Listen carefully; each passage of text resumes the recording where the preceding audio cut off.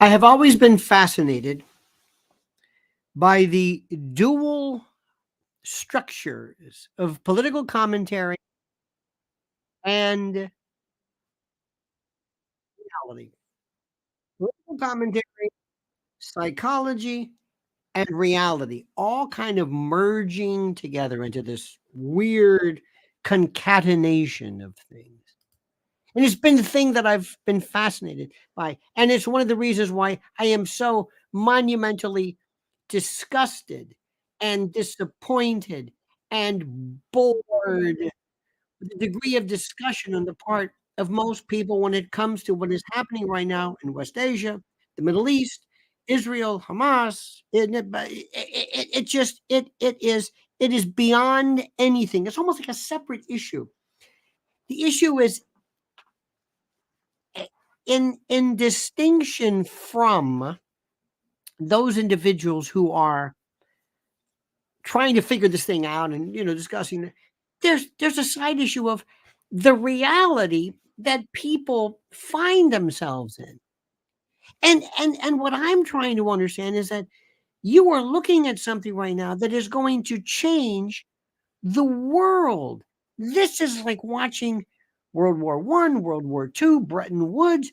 I don't think people understand this. They have this idea. It's part of this hubristic Western idea that people in the Arab world are just kind of sort of, you know, they're really like nothing to worry about. They're just a bunch of folks who, well, they're not very sophisticated and they just, they've got their faith and everything, but they don't really, it's true. There people it's chauvinism. It's a lot of things. People don't look at this. People don't understand the history, the complexity, the genius, the scholarship, the poetry, the art, of what you would call Islam, the Arab world. They don't look at this.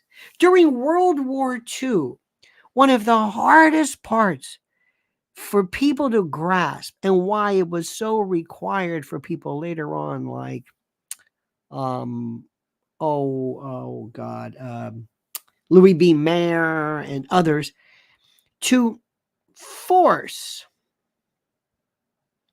a recalibration, a reappreciation of who the enemies are, who the bad guys are. Because we had Germans, and Germans kind of look like us. They were kind of Nordic looking, and we were German. We had Germans here, and they said, well, are they really that bad? Oh, they're that bad. Really? They look like kind of us. Yeah, but they may look like us, but they're not like. Well, we've got German blood. Well, you may have German blood, but you're not. You don't understand. These people are okay. Fine. Who else we got? The Italians. The Italians. Oh, come on. Oh, they're the enemy too. The enemy, Italians. Come on. We're a part of this. We're Italian. What are you talking about? I don't understand it. No way. The Japanese. Oh, there you go. Now we're talking. And what they said about the Japanese, oh my God, they made them sound like they were insects or something. It was just, and I don't use the word racist. It was this systematic dehumanization of a group of people by virtue of you trying to assume or to present some form of superiority over them. That's really what it was about. It was more. It wasn't just the usual. You're a racist kind of a deal. And this racism stuff. I know it's important to people, but it's like not everything is racist. Sometimes it's just plain old hate. It's just a thing about hate, and there's nothing to it. And there's just quit making it so damn complicated all the time. Quit adding layers of complexity to it. But when it comes to Muslim Islam, Because you look at these people and you look at them in Gaza and you look at them and they're trying to fill jugs of water and they're crying and we look at them and say, oh yeah, well, they had their chance. Well, that's what you get when you side with Hamas. I don't know. And I'm hearing this. I'm thinking, oh dear God. What is going on? And it's this dehumanization of them, that they're not sophisticated. They're not like us. You know what I mean? They're not, they got their religion. And that they're bloodthirsty, and that the Quran is this recipe book for hate. Oh, stop it. You're missing the point. I've got friends of mine who say, well, I'm Jewish. This has nothing to do with being Jewish. Assessing war, international placement, has nothing to do with your religion. Do you understand that? This is not it. I am a devout patriot. I love my country. I despise my government. I don't think I've ever, with the exception of World War II, I don't think there's ever been any war that I could say, even I was too young at the time, where I could say, well, that was worthwhile. Vietnam, Korea, what was that? What were we? We always underestimated either the enemy, the cause, the terrain, the goal, the wherewithal. We just don't know any. We are the most unbelievably stupid when it comes to this. I was listening to some talk radio. Oh dear God, I was forced. I'm in a car. I'm thinking, are you listening to this? Are you listening to this? Do you know what's happening? There is an existential threat, not just to Israel. We're not talking about that. We're talking about a shape-shifting.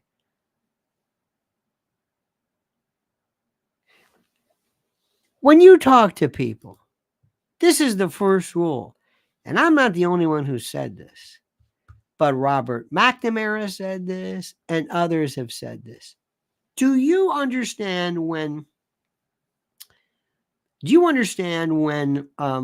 Muslims and Arabs use the word Nakba?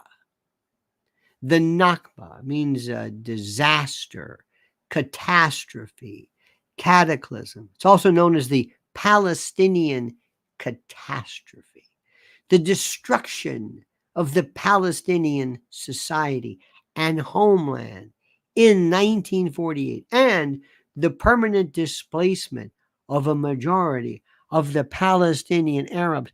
Do you understand what that means? Have you ever really understood it? Have you gotten that through your head yet? I'm not asking you whether you agree with it.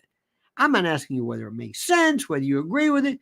Do you understand what we're dealing with here? Do you understand it? Do you? No. No. No. So 75 years ago, and it was like it was yesterday. It would be like you saying to a Jew, forget about the Holocaust. It defines you. Yeah, it's in your blood. Yeah, it's in your DNA. It's like an epigenetic alteration to your very being. You better get this. You better understand it. You better understand what that means to an American, an African American, to a black citizen, to slavery. Oh my God, it's in their DNA. It's in their DNA. When the mob was first started, the Sicilian mafia, the Sicilians, what were these people? They lived in a world where the government was always suspect. They were suspect of the government. They never thought for a moment that this was our government. It was always, they had to go elsewhere. They were always the tool of the feudal land barons. The government was always, it was never the government. They're not there to help you. They were taken over by every conceivable, the Carthaginians, the Phoenicians, hell, the French, the Canadians would have taken over. This is their mindset. What were the three sources of American organized crime? Sicilian, Jewish, and Irish. Three peoples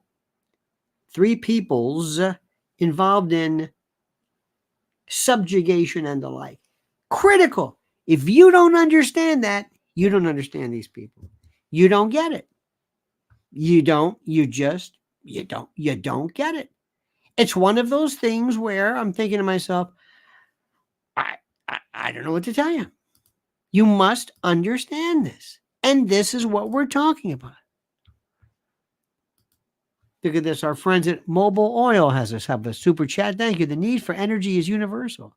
That's why ExxonMobil scientists and engineers are pioneering new research and pursuing new technologies. We thank you for that. And why do you think this is so critical? What is it? Let me ask you a question. This morning, and thank you, ExxonMobil. And did I see Lori Partridge by any chance? Did I see? There she is. Good God, there she is. One of our favorites, one of the alumni, I should say, collectively, then alumna, individually. Anyway, good to see you, Lori P. LP. Still digging those Russian, those train accidents or plane, what was it, plane accident? This morning I was listening to the greatest, Palki Sharma on First Post. The best. And she talks about the most thorough breakdown of the hospital. You think it's open and closed?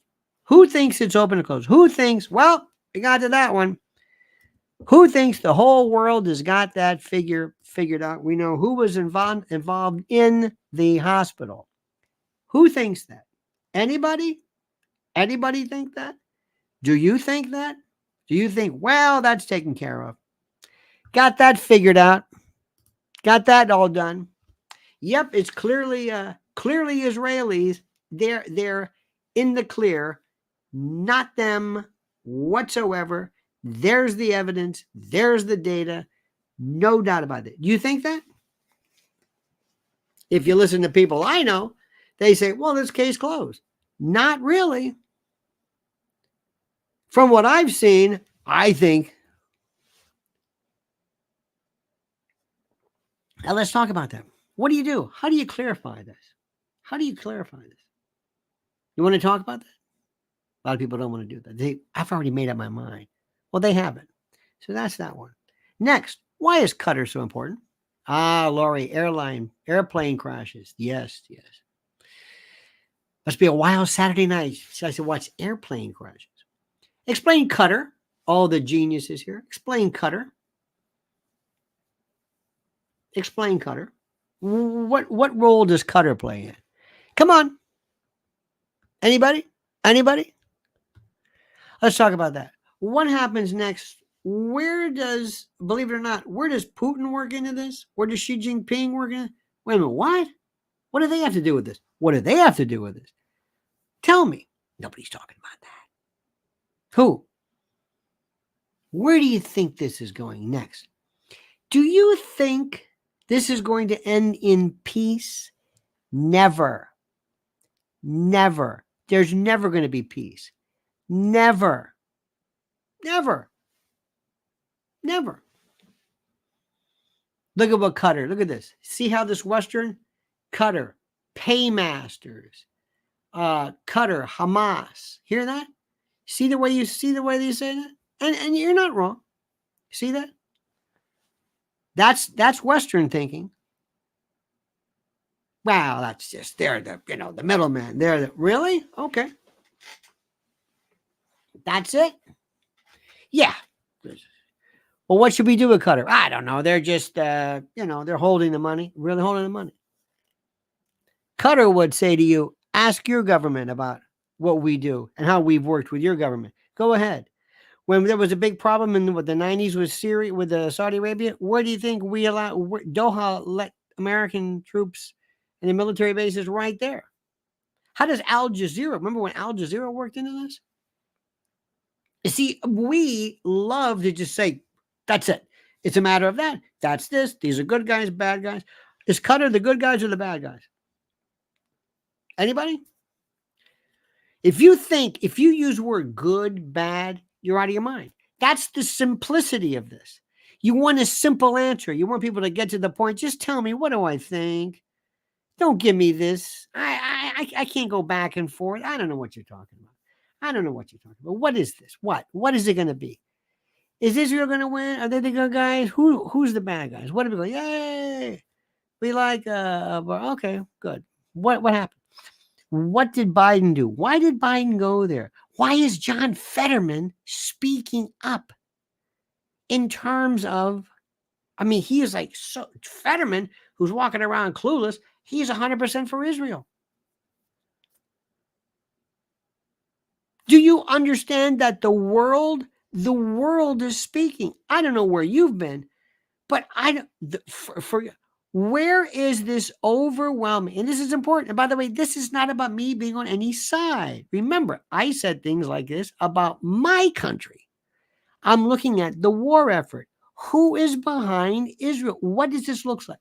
This looks like, not to put on this Nakba business, I shouldn't say business, but their perspective, Israel's looked as the bully that's finally getting its just desserts by virtue of Hamas. You think people, they may not like Hamas. They may say, well, I'm not crazy about it, but they're saying, yeah, I'm not asking you to agree with this. I'm asking you to understand it. Let me read something to you. This is, and most people, they don't really want to talk about this, but this is from Wikipedia. Okay. Now this is what a lot of people, they still go to this thing and they still read it and they figure, okay. This is called the 1948 Palestinian expulsion and flight. This is part of Nakba. All right. This is the catastrophe. Listen to what they say. In 1948, more than 700,000 Palestinian Arabs, about half of pre-war mandatory Palestine's Arab population, fled from their homes or were expelled by Zionist militias during the 1948 Palestine War. The exodus was a central component of a fracturing, dispossession, and displacement of Palestinian society known as Nakba. Between 400 and 600 Palestinian villages were destroyed, wells were poisoned in a biological warfare program, and properties were looted to prevent Palestinian refugees from returning. Other sites were subject to the Hebraization of Palestinian names, blah, blah, blah. The precise number of Palestinian refugees, many of whom settled in Palestinian refugee camps in neighboring states, is in dispute. About 80% of the Arab inhabitants of what people, okay, blah, blah, blah, blah, blah. Okay, now.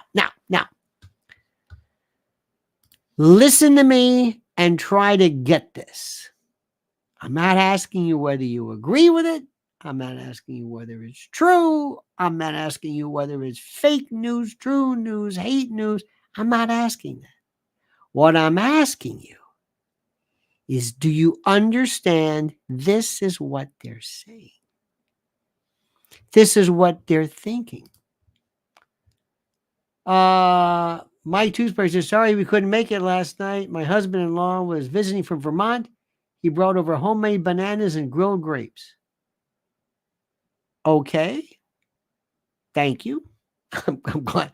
Homemade bananas. Well, good. I think God may like to have a word with you as to who made the bananas, but thank you.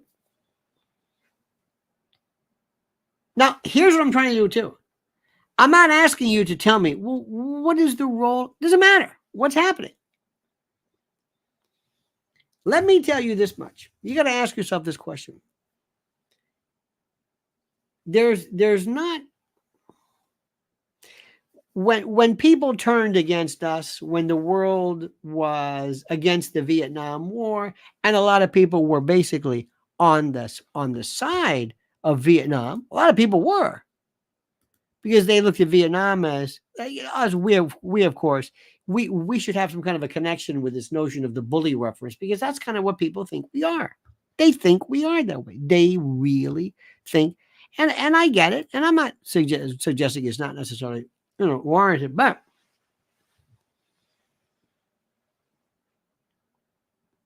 do you know what happens to the rest of the world if we stand up when President Biden says, and John Fetterman says, we're with Israel. We will provide you with the weapons, the fortitude, the money, the support. We're with you. Great. I understand that. Do you know what they're going to say? What do you think they're going to do about this? Caravaggio says, face is huge in the Arab culture. Could not have said it better myself. Humiliation. Sacred, blessed. Listen. There's a great YouTube channel called Thinking Muslim. I think Sami Hamdi, brilliant. Listen to what he says. The notion of the mosques and blessings and the desecration and respect, and oh my God, it's just, I'm not asking you to agree with it, understand it. That's what Abu Ghraib was so bad. You took Muslim men and put them into positions that made them look like they were committing homosexual acts, nude, and humiliated them. See, we don't know this because we have no sense of shame. We have no consideration. What do you think is going to happen? Think about this. Get ready.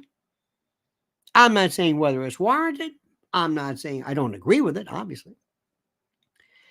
But the rest of the world is going to say, okay, mighty Satan, watch what we do.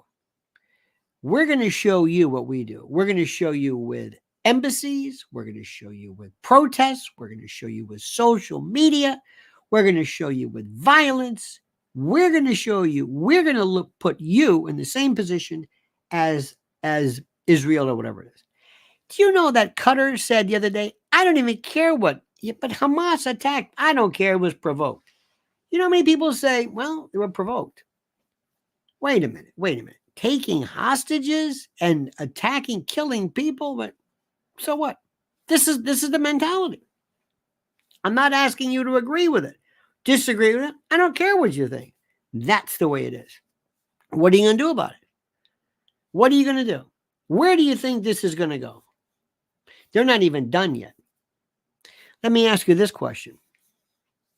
What happens with hate speech? Oh, this drives me crazy. Telegram is apparently providing a platform for hate speech and misinformation. Who determines what misinformation is? Who determines what? Who is it? Who? You tell me. Well, they're putting a lot of information out. Wait a minute. Well, Hamas has been called a terrorist organization. Who called them that? The rest of people. I'm not arguing. Okay, what happens if somebody says the United States is a terrorist organization? Are we going to be kept off of social media too? Because that's the whole thing. These social media, Telegram and others, have basically precluded or excluded Hamas from directly being on it. But they can have the Al-Aqsa, they can have different subsidiaries on there, which is a stupid thing, the idea of banning. But what should be banned? What should be banned? What? Who is anybody to tell me what's hate speech? Everything they say, I'm hearing on the street, or could hear on the street, or see in protests, or read it in newspapers, or read it in online, or see it in text. They're just saying it. I'm not necessarily. When I'm reporting it, When I say death to Satan or whatever it is, okay, that's what somebody's saying. I'm reporting it. What happens if I tune into a channel or to a thread or whatever it is that basically uses that as the message? Well, that's different. Why is that different? Well, it's different because why is it different? Tell me. What's different about it? I don't understand it. What do you mean it's different? Well, don't you're promoting it. Promoting what? You think Telegram in the city of New York at a library on Fifth Avenue, in the main public library, they have copies or a copy of Mein Kampf. Why is that okay? Well, that's different. Why is that different? Well, it just is. Because what happens is, don't be a schmuck. When they tell you that they're shutting something down in order to promote clarity and truth, and we want to get rid of fake, they're going to use that same thing against you. They're going to say that you are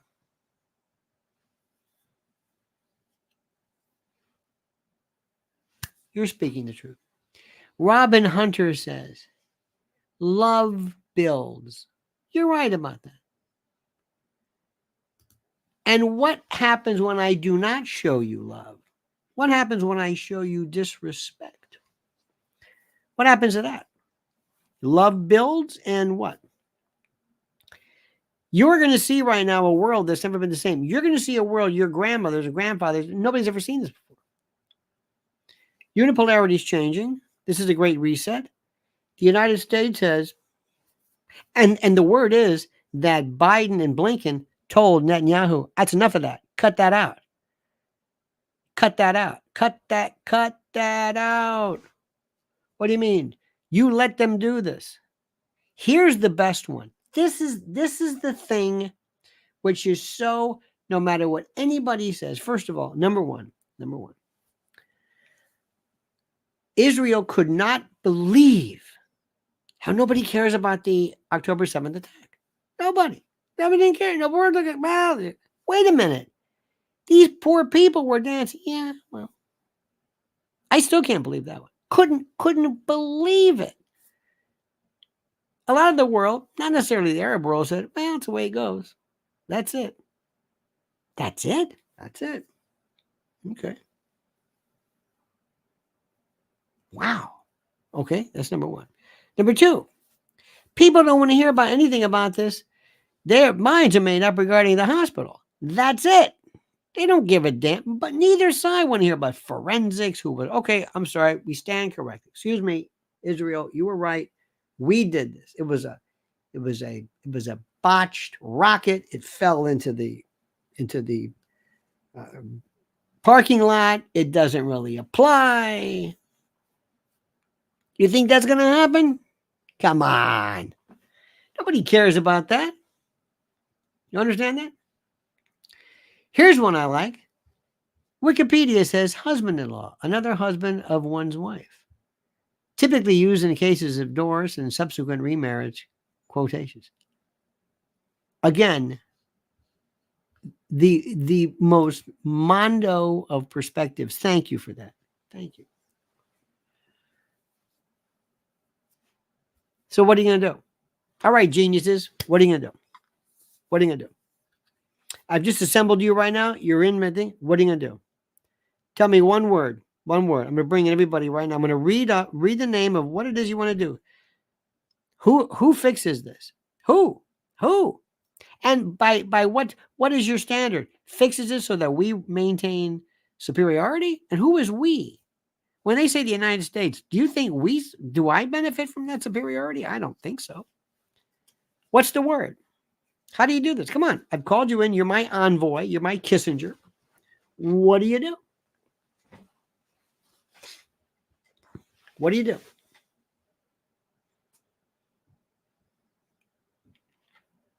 Oh, wait. What happens to Bibi?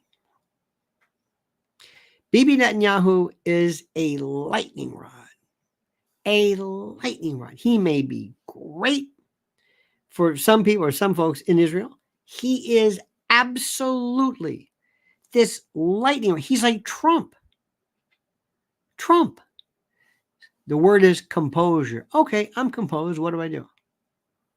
What do I do? Number one, Israel, I can't tell you what to do, but you've got to change this leadership and you got to change your image. You have got to do this. Never lose your fight. Never lose your conviction. Never. You need a rebranding. You need a complete rebranding. You haven't moved the world. Your brand is so sullied right now. You understand this? This is the thing that people don't understand. When the whole world is screaming, death to the whatever it is, to Israel, or you're not going to get anywhere.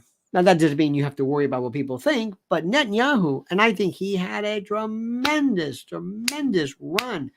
They need new leadership. I can't tell them what to do, but this doesn't work. It's just like sometimes with Trump. Trump is like emergency room stuff. Trump is like chemotherapy. That's number one. Number two, sorry, Joe Biden. You know who the rock star is? I'm picking up the phone. I'm calling up MBS. He runs the show. Mohammed bin Salman. That's the guy.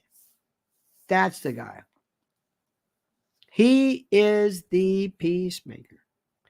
He is the one who call them all in. Everybody. He was so close. Do you understand what happened? Israel was this close. They had made tremendous strides with Saudi Arabia, Jordan, Egypt. Oh my God, it was like they were the best of buddies. And then, boom, October the 7th. That's it. That's it. And Egypt and Jordan and Qatar and everybody could have said, now listen, this has nothing to do with our relationships with Israel. This has nothing to do with our forging ahead. Had nothing to do with this. Has nothing to do. Nope. They said, that's it. Jordan tells Joe Biden, pound sand, I'm not going to meet with you. Sorry, I'm not interested. Sorry, done. Oh, it's huge. This is huge. Huge. Or as you say in the kitchen, huge. This is big. What are you going to do? MBS does it. Not so fast. All right, everybody come here. We're talking. First of all, Joe, I'm sorry, Joe, but every time this man opens his mouth, when he said it was the other team, I mean, I don't even know. I don't even know what to say anymore. I don't know what to say anymore. I really don't. I don't know what to, this moron, this chooch, this jadrul, I don't know what would the purpose, why would you get this guy who can't even stay awake till 3 o'clock here? You're going to put him on a flight 7 hours? What?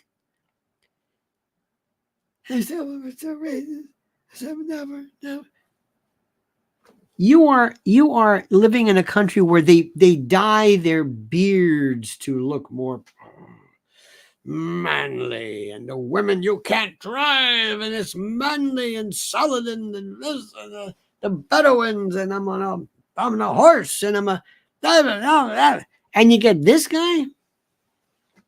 Remember King Faisal? He looked like a cross between Bella Abzug, and he was kind of old, but Ayatollah Khomeini was old, looked old, but didn't had that look in his eye, though. Remember he'd do this.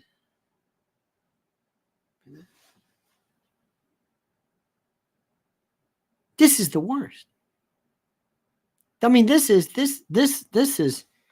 we are losing everything. And we make these bulls, and we should stand behind. Wait a minute. Hold it. Is anybody writing the script here? Because let me tell you something. Listen to me and listen good. And I'm going to say this again. I like Israel. I love the people, love the history and the culture.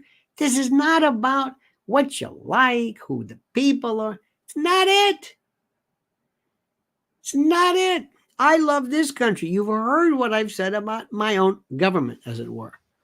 But Israel, this is a different game. This is a different world right now. Everything's different. You better think very carefully. We've got to work on this together. This kind of like this adamant defiance, that may have worked then. It doesn't work now. If there is a soluble aspect to it, it's called rethinking. John McGuire couldn't get higher, said, okay, I don't think Joe is a clone or something. What is up with the video of Joe's double spiked chin? We all age, but that just seems odd.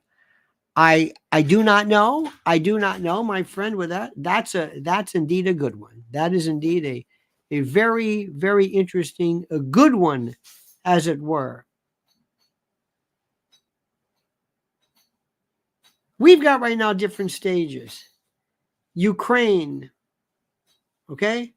Ukraine, Putin, Qatar, all of these, just name all of these subdirectories, sub issues, subgroups, nothing that we've ever seen even remotely compares to this.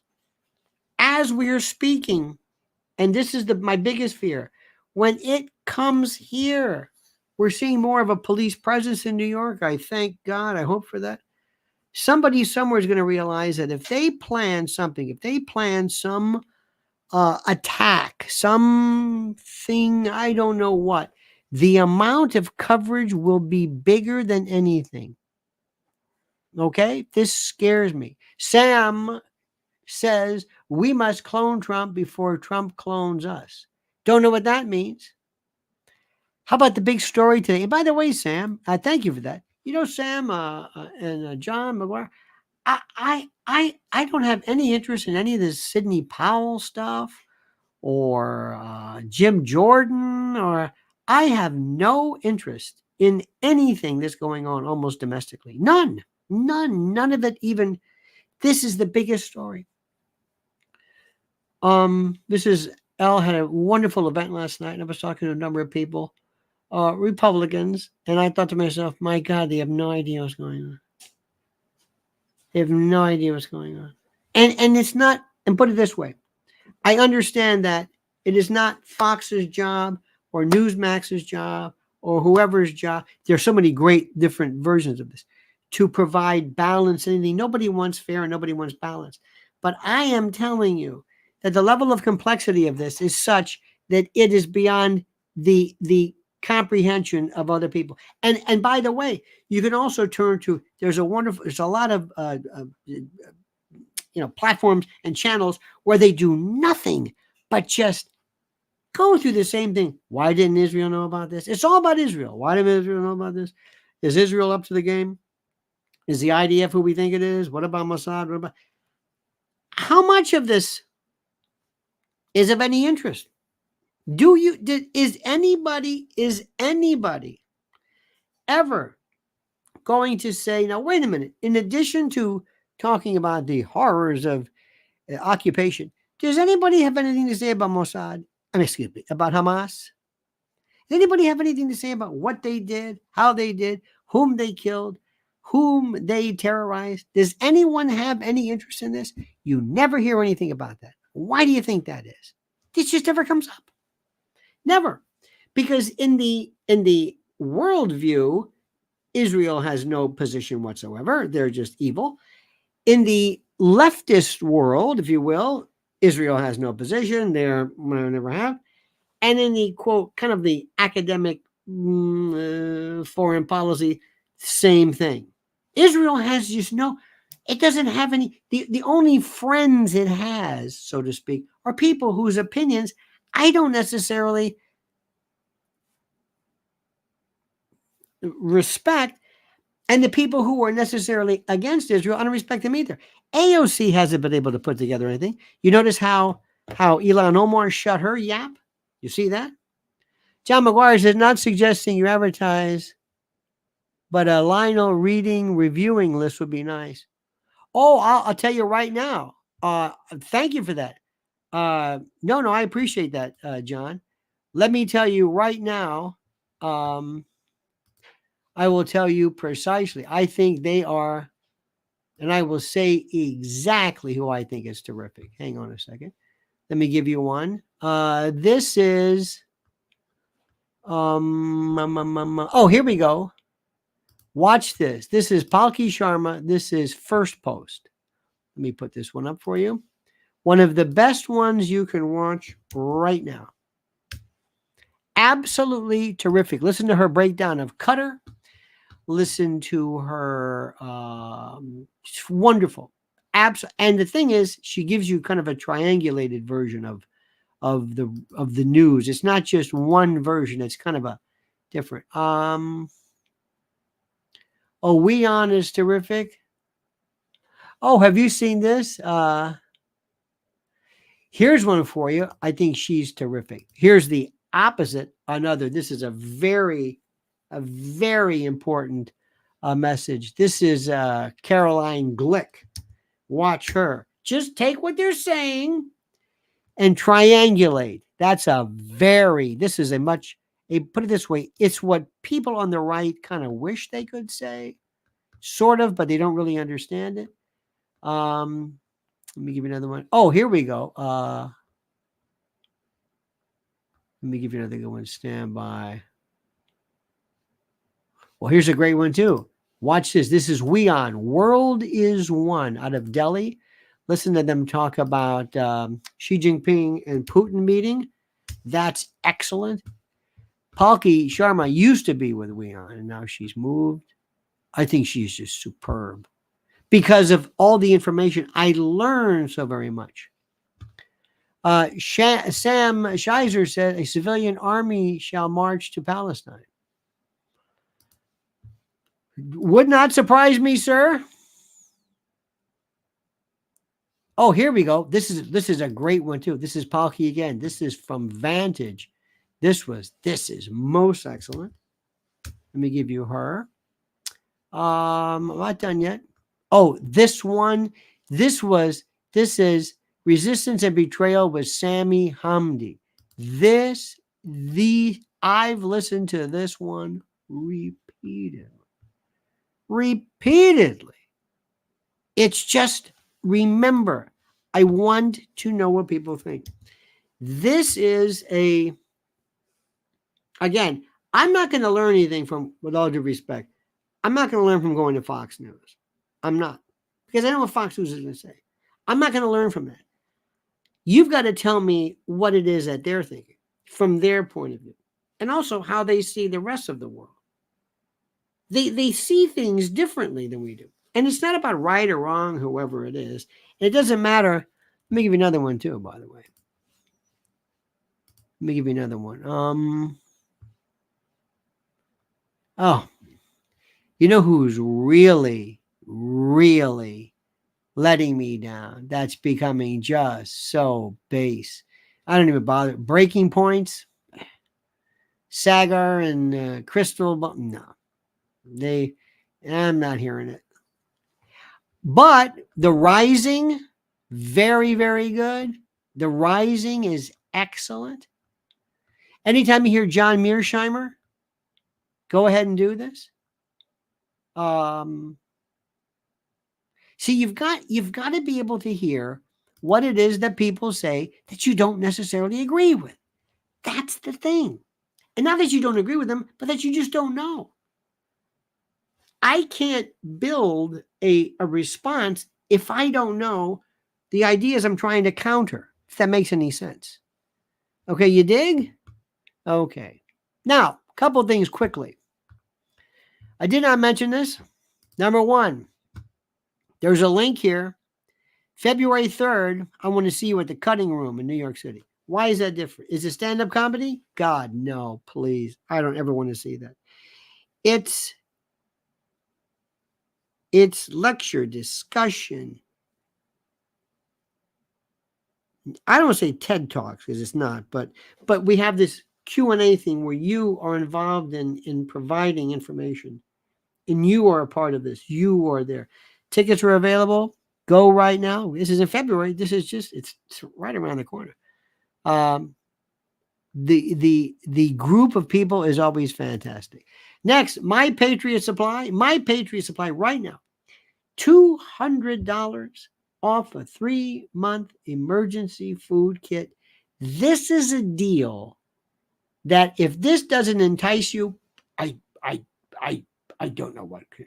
This is $200 right off the top of a 3-month emergency food kit.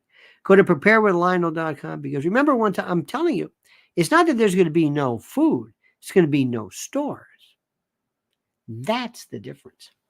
And also, our great friend at mypillow.com, promo code Lionel. Right now, the sheet sales, the slipper sales, everything of a lifetime is there for you. mypillow.com, promo code Lionel. Enjoy them. And our fellow, and a lot of people advertise, but there's something different about this guy. This guy it's not so much, this is Mike Lindell, not just the great products, but I think the message as well. That's what's so critical. So my friends, get ready. We're going to be back tonight at the usual time, 7 p.m. for our usual evening wherewithal. Thank you for joining us today. Always subscribe to the channel. Always make sure you hit that bell so you know when something may just pop up. And that's critical. All right, dear friends, until we see each other tonight, thank you so much for your thanks. I thank Sam Shizer and John McGuire and even our friends at Wikipedia, Robin Hunter, Mike Tewksbury, and even ExxonMobil, who weighed in very interestingly enough.